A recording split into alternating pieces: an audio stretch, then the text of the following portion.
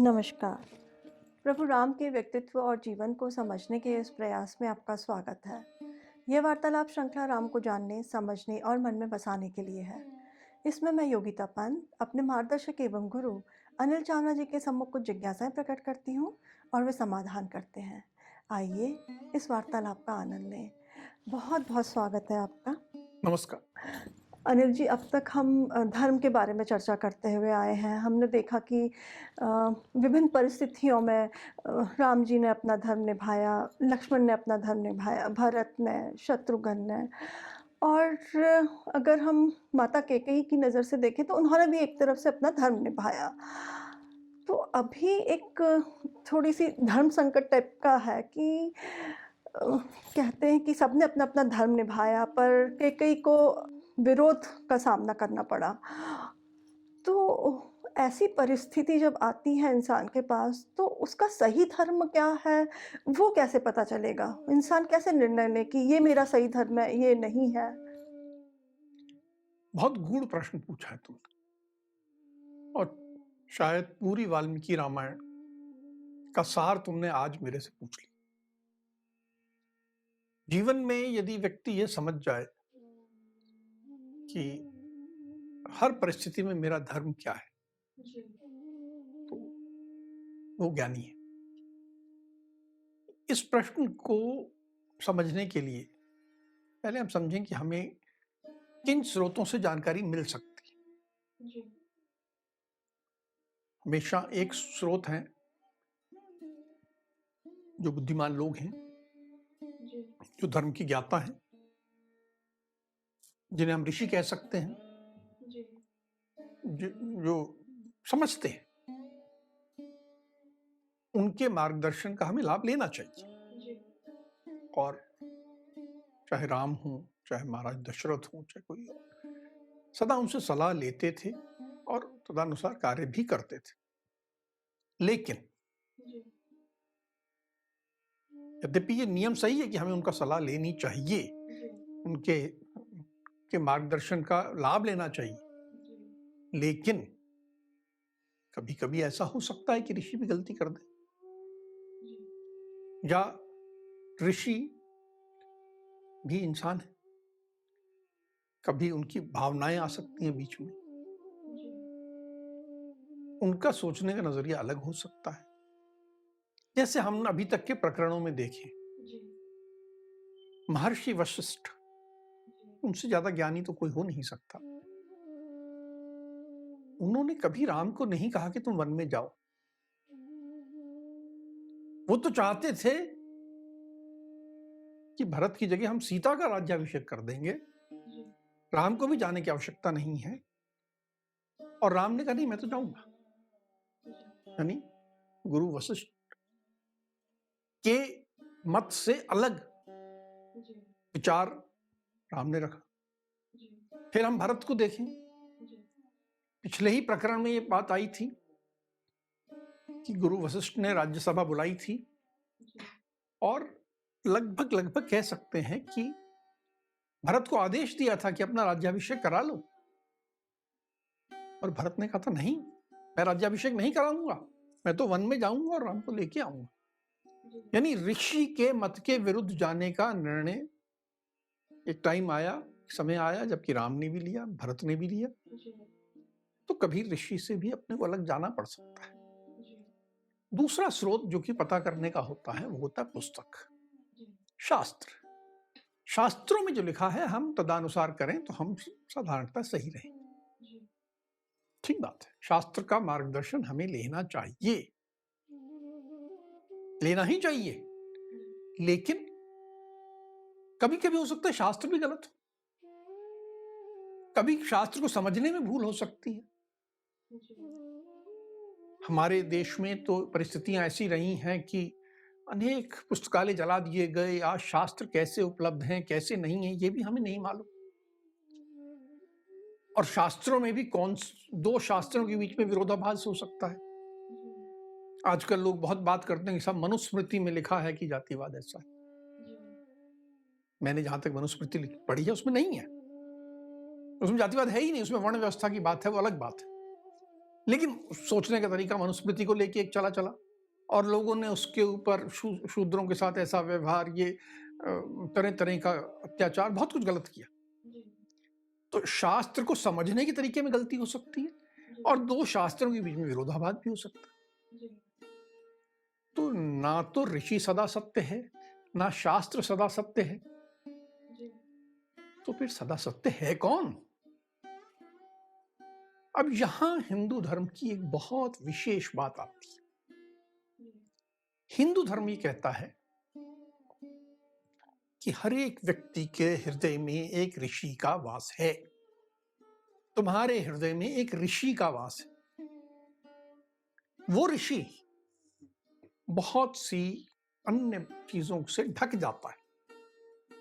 कभी वो क्रोध से ढक जाएगा, कभी अहंकार से ढक जाएगा, कभी बदले की भावना से ढक जाएगा, कभी लोभ से ढक जाएगा। ऐसे बहुत सी चीजें हो सकती हैं। लेकिन हम इन सब को हटा दें तो एक हृदय में ऋषि बैठा है। उस ऋषि की बात सदा सुनना।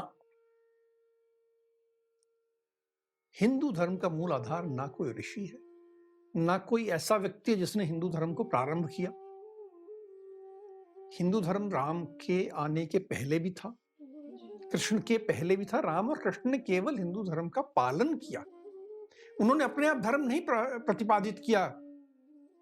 अन्य में है कि साहब उन्होंने कहा इसलिए हम मान रहे, नहीं, वो तो उससे पहले भी था।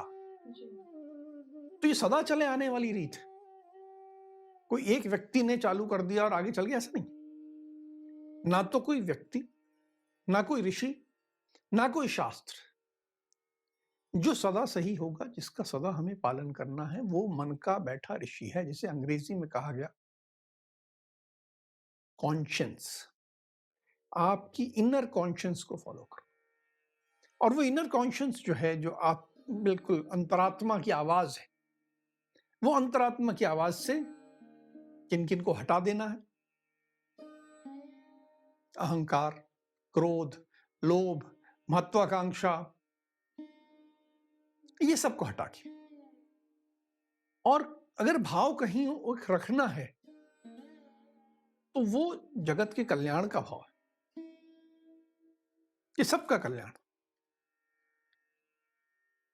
राम ने जब महाराज दशरथ की बात को भी काट दिया, महाराज दशरथ ने कहा था कि तू मुझे कारागार में डाल दे, कैकेयी को भी कारागार में डाल और अपना राज्याभिषेक करा ले। उन्होंने कहा नहीं, मैं आपकी बात नहीं मानूंगा। महर्षि की बात भी नहीं मानी। उसी तरह भरत ने भी महर्षि की नहीं मानी। ये सब अपनी अंतरात्मा की आवाज का पालन कर रहे थे। धर्म उनके अनुसार जो परिभाषित था, जो उनका सत्य हृदय कहता था, उसका पालन करें। हमें भी अपने जीवन में इन सब को हटा के अपने हृदय का जो बिल्कुल निर्मल भाव है, उसका जब हम पालन करते हैं तो सही होते। कैकेयी भी एक बहुत अच्छी स्त्री थी। वो अगर अपने हृदय में ये सब लोभ हटा देती, महत्वाकांक्षा हटा देती और निर्मल भाव से सोचती, तो राम से स्नेह करती थी। उसे भी मालूम था कि जगत का कल्याण इसी में है, अयोध्या कल्याण इसी में, कि राम राजा बने। उसने तो मंथरा को भी आभूषण दिया था कि तू बहुत अच्छी खबर लाई। लेकिन वो अंदर का ऋषि किससे ढक गया? लोभ से, महत्वाकांक्षा से, भय से। उसको भय दिखाया गया कि तू तो दासी बन जाएगी, तो मन में भय भी नहीं लाई। ये ऐसा ऋषि आपके अंदर का जब आप जागृत कर लोगे और उसकी सुनते चलोगे, तो कहीं आपको मार्गदर्शन मिलेगा। गुरु से भी मिलेगा, पुस्तक से भी मिलेगा, अन्य सत्पुरुषों से मिलेगा, सबसे मिलेगा। लेकिन कोई बिंदु ऐसा भी आएगा जब आप कहोगे नहीं, मेरा अंतर्मन ये कहता है और यही धर्म है, इसी में जगत का कल्याण। यह सोचते रहना और इसका पालन करना, ये कहीं ना कहीं पूरी वाल्मीकि रामायण का मूल भाव। जी, कह सकते हैं कि जब ऐसी कोई दुविधा वाली स्थिति आए तो उसमें अपना जो हित है वो ना देख करके जो उसमें सबकी भलाई है वो हमें देखना चाहिए। जगत कल्याण। जी। बहुत अच्छी बात बताई अनिल जी आपने। ये पिछली बार आपने बताया था कि भरत ने सोच लिया था कि वो राम जी को वन में लेने के लिए जाएँगे, वहाँ पे उनका राज्याभिषेक करेंगे और वहाँ से उनको वापस लेके आ जाएँगे। तो हम उस प्रकरण पर हम बाद में जाएँगे, उसके बाद क्या हुआ? आप ये बताइए कि जब राम जी अयोध्या से वन के लिए निकले, उसके बाद क्या हुआ? बहुत अच्छा। हम इस बिंदु से हमने राम को छोड़ दिया था जी, और हम अयोध्या में रुक गए थे, राम आगे बढ़ गए थे, अब हम पुनः राम के पास लौट रहे हैं। जी, अच्छी बात। तुम्हें याद होगा कि सब अयोध्यावासी पीछे दौड़ रहे थे, जी, दशरथ भी दौड़ रहे थे और राम ने सुमंत्र को आदेश दिया था कि रथ तेजी से चलाओ जी, ताकि पीछे वाले पीछे छूट जाएं। जी, महाराज दशरथ गिर गए थे, जी, आगे धूल का गुबार था। जी, लोगों ने महाराज से कहा, एक मान्यता उस काल की थी, अभी भी शायद होगी, कि हम जिनकी आशा करते हैं कि वो जल्दी लौट आए, जी, जिनके लिए हम ये कामना करते हैं कि वो जल्दी लौट आए, उनके को छोड़ने ज्यादा दूर तक नहीं जाते, उनको थोड़ी दूरी छोड़ते हैं और फिर उनको जाने देते हैं। तो अब चलिए वापस। तो महाराज तो लौट गए, लेकिन कुछ लोग थे अयोध्या के जिन्होंने कहा नहीं, हम तो राम के साथ ही जाएंगे। जी, तो वो धूल उड़ रही थी और घोड़े दौड़ रहे थे, वो पीछे पीछे दौड़ते जा रहे थे। जी, अब राम ने कह तो दिया कि दौड़ा, लेकिन मन से बड़े कोमल। जी, इन लोगों में उनका मन अटका हुआ, उन्होंने घोड़ों को धीरे करवाया, अरे रुको रुको रुको भाई। फिर वहीं चलते हुए रथ में ये लोग भी साथ आ गए, इनको समझाया कि आप लोग मुझ में बड़ा प्रेम रखते हो, बड़ा अनुराग रखते हो, ये मेरे लिए प्रसन्नता की बात है। जी, लेकिन मेरे में जो आप प्रेम अनुराग रखते हो, उसका के अधीन ही मैं आपसे कुछ आग्रह कर रहा हूँ जी, कि जितना प्रेम आप मुझे देते हो उतना ही प्रेम आप भरत को भी दो। जी, बहुत योग्य लड़का है वो, बहुत योग्य राजकुमार है। महाराज ने यदि ये निर्णय किया है कि वे उसको युवराज बनाएंगे तो कुछ सोच समझ कर निर्णय लिया है। भरत को आप मुझसे कम मत आंकिए, वो मुझसे ज्यादा है, जी, मुझसे अधिक है, उसमें सब गुण हैं, जी, पराक्रम भी है, दयालु भी है, ब्राह्मणों की बात भी सुनता है, विद्वत जनों की बात सुनता है। तो आप लोग बिल्कुल चिंता ना करें और प्रेम आप भरत को भी उतना ही दीजिए, उसे राजा के रूप में स्वीकार करके उसके साथ सहयोग करें, आगे अयोध्या को और विकास के पथ पे ले जाएं। और मैंने जो निर्णय किया है, मेरे को उस निर्णय पे कायम रहने दीजिए। अब लोग कहाँ सुनने को तैयार, जी, लोग वो सुन रहे और उनके मन में और आंसू बह रहे कि कितना अच्छा व्यक्ति है, इनके पिता ने जिस भाई को दे दिया सब कुछ, जी, उसके लिए इतने अच्छे अच्छे शब्द कह रहा है। हाँ, और कोई होता तो गालियां दे रहा होता, और इनको भी भड़काता। कुछ भड़काता कि विद्रोह कर दो, ये कर दो। नहीं, बोल रहे वो तो बहुत अच्छे व्यक्ति हैं, मुझसे ज्यादा गुणवान है, तभी तो महाराज ने निर्णय लिया है। जी, तो ये तो सुनने को तैयार नहीं, ये और रो रहे हैं। तो राम ने देखा ही तो रोने लग गए। जी, तो राम रथ से नीचे उतरा और उनके साथ चलने लगे। जब राम उतरे तो सीता भी उतर आई, लक्ष्मण भी उतर आए जी, और उन्होंने फिर प्रयास करने लगे इनको मनाने के लिए। जी, इसमें कुछ ब्राह्मण थे, कुछ बहुत वृद्ध लोग थे। तो इनको समझाया कि आप लोग जाइए, अयोध्या का ध्यान करें, अयोध्या जाइए। उन्होंने कहा नहीं, अब आपके बिना तो अयोध्या पूरी सूनी हो गई है, हमारे लिए अयोध्या में कुछ नहीं बचा है। जी, हम सब ऐसे लोग हैं जो कि अपने जीवन में बहुत उपलब्धियां पा चुके हैं, लेकिन वो उपलब्धियां तब तक थी जब तक अयोध्या में आप थे और अयोध्या की एक रौनक हो रही थी, शोभा हो रही थी। अब आपके बिना शोभा विहीन नगरी में हम नहीं रहेंगे, हम तो आप ही के साथ आएंगे।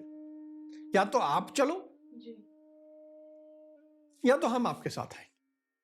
अब ये सब बातचीत चल रही इनकी। इतने में सूरज ढलने लगा, जी, लगा कि लगभग शाम हो गई है और वहां पर ये लोग एक तमसा नदी के किनारे पहुंच गए। जी, तो शाम के समय लगा कि अब तो आगे नहीं बढ़ पाएंगे, तो रोक दिया। जी, रुकते ही सुमंत्र ने घोड़ों को खोला, उनको पानी वानी पिलाया, उनको चरने के लिए छोड़ दिया। जी, और ये सब लोग, अब यही निर्णय किया गया कि वहीं रुक जाते हैं, रात्रि वहीं व्यतीत करते हैं। तो ये तमसा नदी के किनारे रात्रि में सब लोग रुके वहीं। फिर उस रात का थोड़ा वर्णन कीजिए आपकी क्या-क्या हुआ उसमें? उस रात को जब वहां ये रुक गए, जी, अब राम का मनोभाव समझिए। बहुत दुखी थे, जी, अयोध्या छोड़ के आए थे, जी, अयोध्या में इतना दुख देखा था, जी, बिल्कुल सब याद आ रहे थे। और ये भी समझिए कि कोई उनकी आयु क्या थी, मात्र 17 साल की, 16-17 साल के बीच की आयु थी। जी, एक बहुत सुकुमार, और उसने इतना कुछ देखा। उन्होंने लक्ष्मण को बोला कि भ्राता, अयोध्या को हम पीछे छोड़ आए, अयोध्या में सब हमारे लिए दुखी हो रहे होंगे, उनके दुख को याद करके मेरा मन बहुत भरा जा रहा है। अब हम रात को यहीं विश्राम करते हैं, कुछ व्यवस्था कर लेते हैं। जी, हम्म, अभी रात्रि हो गई है, लेकिन मेरा कुछ खाने का मन नहीं। वैसे यहाँ बहुत से पेड़ मुझे दिख रहे हैं जिन पे फल लगे हुए हैं, पर मेरा कुछ खाने का मन नहीं है। तुम थोड़ा जल ले आओ, जी, तो हम ये तमसा नदी का जल पी लेंगे, और बस आज रात्रि को इतना ही करेंगे। अब ये देखिए उनके मन का क्या भाव था। जब तक ये उनकी प्रजा भूखी रहे रात भर, जी, और राम खाने लग जाए, ये तो हो नहीं सकता। पूरी प्रजा है, जी, उनकी जिम्मेदारी किन पे है? राम पे, राम पे है, क्योंकि वो राजकुमार है। प्रजा उनके प्रति श्रद्धा रखती है, प्रेम रखती है। जी, तो जहां प्रेम हो वहां जिम्मेदारी का एहसास है। इसलिए उन्होंने कहा मैं कुछ नहीं खाऊंगा। तो बाकी लोग भी एक तरफ आराम करने लगे। ये भी इन्होंने, लक्ष्मण ने थोड़े घास फूस इकट्ठी की, एक तरफ कर दी, और ये लोग वहां, राम और सीता बैठ गए। राम ने सुमंत्र को आदेश दिया कि भाई देखो, मैं तो कुछ नहीं खा रहा हूं, जी, लेकिन घोड़ों की चिंता अवश्य कर लेना। उनके लिए तुम्हारे पास कुछ खाने को जो हो जरा देख के, घोड़े भूखे ना रहे, जी, उनका व्यवस्था करो। और ऐसे करके ये बैठ गए, राम और सीता। थोड़ी सी उनको झपकी आई, लेकिन लक्ष्मण उनकी सुरक्षा के लिए, अब जंगल में है, बाहर बैठे हैं, कोई जानवर आ सकता है, कुछ आक्रमण हो सकता है, जी, तो लक्ष्मण रात भर जागते रहे, एक क्षण भी नहीं सोए। बाकी लोगों को धीरे धीरे नींद आ अब जब अगली सुबह हुई तो इन्होंने फिर यात्रा प्रारंभ की होगी आगे जाने के लिए। गई। अगली सुबह नहीं हुई, उससे पहले ही राम उठ गए। अभी आसमान में लालिमा नहीं छाई थी, अरुणोदय की जो लालिमा होती है वो नहीं छाई थी, बिल्कुल अंधेरा था। लक्ष्मण तो जाग ही रहे थे। जी, उन्होंने लक्ष्मण को कहा कि देखो ये सारे लोग सो गए हैं, हमें अभी निकल चलना चाहिए, क्योंकि ये लोग जितना उद्योग कर रहे हैं, जी, इनको मनाना मेरे लिए संभव नहीं है, जी, और इनको कष्ट देना जी, ये भी मुझे स्वीकार नहीं है। जी, क्योंकि राजा का कर्तव्य होता है, राजकुमार का कर्तव्य होता है कि प्रजा के कष्ट दूर करे। जी, प्रजा को कष्ट देना तो राजा का कर्तव्य नहीं हो सकता ना। जी, ये राजा, अगर मैं राजा के रूप में, राजकुमार के रूप में इनको कष्ट दूं, तो ये ठीक नहीं है, मुझे इनके इस कष्ट का निवारण करना होगा। तो हमें अभी इनको सोता छोड़ के निकलना होगा। तो सुमंत्र को जगाया जी। और उसको आदेश दिया, जल्दी से घोड़े ले आओ, रथ तैयार करो। तो घोड़ों को रथ में सब बांध के तैयार हो गए और ये लोग सब अंधेरे में, जब सब लोग सो रहे, इन्होंने तमसा नदी, जो उथली नदी थी, बहुत गहरी नहीं थी, रथ पे बैठ के तमसा नदी पार करी। तमसा नदी पार करने के बाद जब ये दूसरी तरफ आ गए, इन्हें जाना था दक्षिण दिशा की ओर। इन्हें सुमंत को कहा, जरा रथ रोको, हम उतर रहे हैं यहाँ, तुम उत्तर दिशा की तरफ जाओ और घूम कर आगे उस बिंदु पे आ जाओ जहां पुनः रथ पे बैठ जाएंगे। ऐसे उद्योग करना, ऐसे प्रयास करना कि कोई ढूंढ ना पाए कि तुम मुड़े कहां से हो। यानी सब लोग क्या सोचें कि उत्तर दिशा की ओर गए हैं। और ऐसे करके ये बैठ के और उनको एक कहें तो कहीं ना कहीं धोखा देकर राम लक्ष्मण सीता चले। अब देखिए, जो तुमने धर्म के ऊपर प्रश्न किया था, राम क्या कर रहे हैं? धोखा दे रहे हैं। लेकिन क्यों दे रहे हैं? उसमें उनकी भलाई है, प्रजा की भलाई के लिए दे रहे हैं। तो कुछ चीजें जो ऊपर से लगेगा कि अरे नहीं देना चाहिए धोखा, उन्होंने झूठ बोला, उन्होंने पूरा एक प्रपंच रचा कि उत्तर दिशा जाओ, तो ये तो धोखेबाजी है। लेकिन जन कल्याण के लिए, जगत के कल्याण के लिए उन्होंने ऐसा किया, क्योंकि सबका मन में जाना संभव ही नहीं था और उनका वापस लौटना भी संभव नहीं था। तो उन्होंने सूर्योदय होने के बहुत पहले ये कर लिया, ताकि जब ये लोग उठें तो कुछ ना दिखे। जब सुबह प्रजाजन उठे होंगे, जागे होंगे और राम लक्ष्मण सीता सबको वहाँ नहीं पा करके तो बहुत ही निराश हुए होंगे, दुखी हुए होंगे। बहुत, उन्हें लगा कि हम ये सोते क्यों रह गए। उन्होंने भी तमसा नदी पार की, आए, देखा उत्तर दिशा की ओर चलें, फिर समझ में नहीं आया क्या करें, फिर वो लौट गए।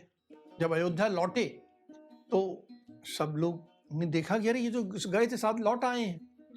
तो इनसे पूछा तो ये रो रहे थे, दुखी हो रहे थे। तो वहां एक शोक की लहर और हो गई कि अब उन्हें लगा कि वास्तव में राम चले गए। एक उम्मीद जो बची थी वो भी खत्म हो गई कि नहीं, अब नहीं राम लौट रहे। फिर अगली सुबह जो हुई तो फिर राम जी कहाँ पहुँचे? उस चलते हुए, रथ पे ही चलते हुए, चलते चलते देखिए, उन्हें चलना था दक्षिण दिशा की ओर।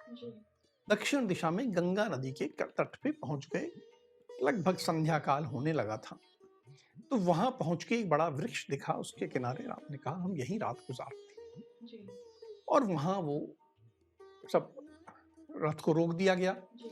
राम सीता लक्ष्मण उतर गए, जैसे पिछली रात किया था वैसे ही।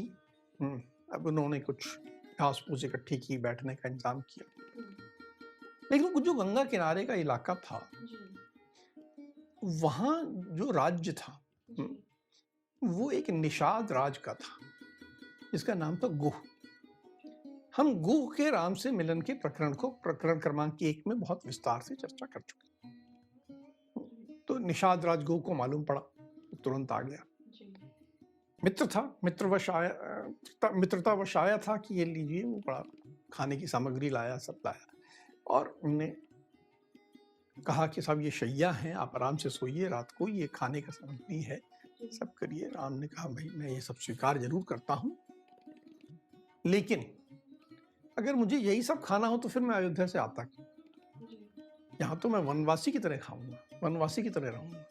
तो आप जो लाए हो बहुत अच्छी बात है, ये आप लोग मेरी ओर से मैंने स्वीकार किया और आपको दे रहा हूं, आप लोग आपस में खा लीजिए। आप मेरा आतिथ्य स्वीकार करें और मेरी ओर से सब लोग खाइए। और मैं तो जैसे सो रहा हूं, और मैं तो आज कुछ खाऊंगा भी नहीं, बस गंगा जल पी के आज रात भी मैं गुजारूं। यानी एक रात पहले भूखे सोए थे, दूसरी रात पुनः पानी पी के ही दोनों राम और सीता एक कुश की शैया पे सो गए। लक्ष्मण जागते रहे। लक्ष्मण खड़े थे, जाग रहे थे कि मैं सुरक्षा के लिए। अब जब ये राम जी की जो शैया कुछ शैया बनाई थी, कैसा वो सोने चले गए थे माँ। अब जो राजा गुह थे वो भी वापस चले गए होंगे कि अब उन्होंने कहा कि ये तो स्वीकार नहीं कर रहे कुछ भी चीज़ें, अब नहीं, ये राजा गो भी लक्ष्मण के साथ खड़े हुए बैठ गए। रात भर। हम्म, उन्होंने उल्टी बात लक्ष्मण को कही। जी बोले, बंधु लक्ष्मण, आप सुरक्षा की ओर से चिंता ना करें। जी हम सब आए हैं यहाँ और ये हमारा इलाका है। जी हम इसकी चप्पे चप्पे से वाकई वाकिफ हैं, जानते हैं। यहाँ तो अगर एक पूरी सेना कोई आ जाए, विशाल सेना लेके भी, जी तो हम मुट्ठी भर लोग पूरी सेना का समाप्त कर देंगे। हम सेना को समाप्त करने की ताकत रखते हैं। एक तरफ गंगा नदी है और हम निषाद गंगा नदी में नाव चलाने वाले लोग हैं। जी तो हम जानते हैं, आप इसकी चिंता मत करो, आप तो आराम से सो जाओ। हम लोग जागते रहेंगे, हमें जागने की वैसे भी आदत है। हमें कोई दिक्कत नहीं है। मैं तो राम का अनन्य भक्त सखा हूं और मित्रता के नाते रुका हूं। आप मन में कोई विचार मत लाओ, आप तो आराम से सो जाओ। लक्ष्मण ने कहा, नहीं,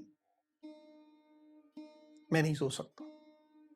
आप शैया लाए हो, आप मुझे कह रहे कुछ जाके शैया पे सो जाओ। जी मेरे भ्राता और ये मेरी भाभी ऐसे कुश की शैया पे सोए हैं और मैं अच्छी शैया पे सो जाऊं, उन्होंने पानी पिया और मैं अच्छा खाना खा लूं, ये सब मैं नहीं करता। और वैसे भी देखो, अयोध्या की बहुत सी बातें दिमाग में चल रही हैं। जी अयोध्या में क्या क्या हुआ आपको मालूम है। उन्होंने बताया कि ऐसा ऐसा हुआ और अभी पता नहीं क्या हो रहा होगा। मुझे लग रहा है कि हम आ तो गए हैं जी और इस दुख में शायद हमारे वहां पर अयोध्या में महाराज नहीं बचेंगे। ये शोक उनको खत्म कर देगा। पता नहीं माता कौशल्या, माता सुमित्रा जब तक हम वन से लौटें वो भी बचेंगी कि वो भी समाप्त हो जाएंगी। तो बड़े दुख से उन्होंने अपनी दुख बड़े उद्गार पूरे गुह से एक मित्रतावश रूप में, जी कोई मदद नहीं मांगी उन्होंने। रात भर दोनों जागते रहे, बातें करते रहे और ये अपनी पूरी कथा, पूरी मन की बात जी गुह से बड़े मित्रतावश की ऐसी ऐसी परिस्थितियां हैं। क्या करें। जी। फिर अगली सुबह क्या हुआ? प्रातःकाल ये लोग और कहाँ गए? क्या हुआ? रात गुजरी। प्रातः काल में जी अब सामने गंगा थी जी और उस समय जो परिस्थिति थी कि गंगा के उत्तर का क्षेत्र जो था जी वहां खेत खलिहान धन धान्य जो था वो कृषि से आता था और गंगा के दक्षिण का क्षेत्र जो था वो वन्य क्षेत्र था।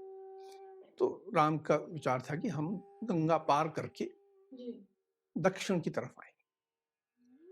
तो उन्होंने लक्ष्मण से कहा कि मुझे ऐसा लगता है कि अब हम समय आ गया है कि हम गंगा नदी को पार करें और दूसरी ओर जाएं।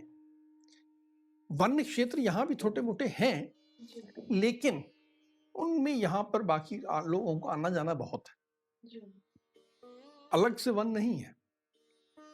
यहाँ पर आपको अयोध्या के लोग, बाकी लोग सब मिलने वाले, आते रहेंगे, सब होता रहेगा। जी तो इसलिए हमें गंगा नदी पार करके उस तरफ चला जाना चाहिए जहाँ पर कि हम अयोध्या से दूर हो जाए, मिलने जुलने वाले लोग नहीं आए और हम एक ढंग से वन्य जीवन व्यतीत कर सके। जी लक्ष्मण ने कहा, ठीक बात है। और गुह वहीं खड़ा था। जी उसे कहा कि यदि आप एक हमारे लिए नाव की व्यवस्था कर देंगे जी तो बहुत अच्छा होगा। तो गुह ने कहा, बिल्कुल, मैं तुरंत एक नाव की व्यवस्था करता हूँ। तो उसने आदेश दिया, क्योंकि वो मल्लाह थे, वो काम यही करते थे। तो एक बड़ी नाव हो जिसमें बहुत सारे मल्लाह हों, जिसमें एक कर्णधार भी हो, यानी नाव को खेने वाला, डायरेक्शन स्टीयरिंग करने वाला, ऐसी नाव हो, अच्छी सुंदर नाव हो, मजबूत हो, ऐसी नाव की उसने व्यवस्था की और बुला ली। और अब राम ने गो से कहा कि देखो, तुमने नाव की व्यवस्था कर दी है, बहुत अच्छी बात है, ये मेरे पे तुमने उपकार किया है। और मैंने जैसे कहा, मैं उस तरफ जा रहा हूं कि मैं वन्य जीवन में पूरी तरह प्रवेश करना चाहता हूं। जी। तो मैंने ये वल्कल तो पहन लिए हैं, जी। चीर पहन लिए, पुराने कपड़े पहन लिए, ये सब तो पहन लिए हैं, लेकिन मैं चाहता हूं कि मेरे जो केश हैं, मेरे बाल हैं, जी। इनकी भी जटाएं बना दी जाए, ताकि मैं एक वनवासी ऋषि की तरह लगूं। तो अपने सेवकों को भेज के जी। मेरे लिए बढ़ के दूध का इंतजाम कर दो, वट वृक्ष के दूध का जी। इंतजाम कर दो, जिसको कि मैं सिर में लगा के जटा के रूप में अपने बाल बांध दूं, जी। तो मैं राजकुमार दिखना बंद हो जाऊं और एक ऋषि बन जाऊं। जी। तो गुह ने तुरंत व्यवस्था की जी। और राम और लक्ष्मण दोनों ने अपने बालों को जटा के रूप में बांध लिया। अब वो पूरी तरह वनवासी। वनवासी बन गए।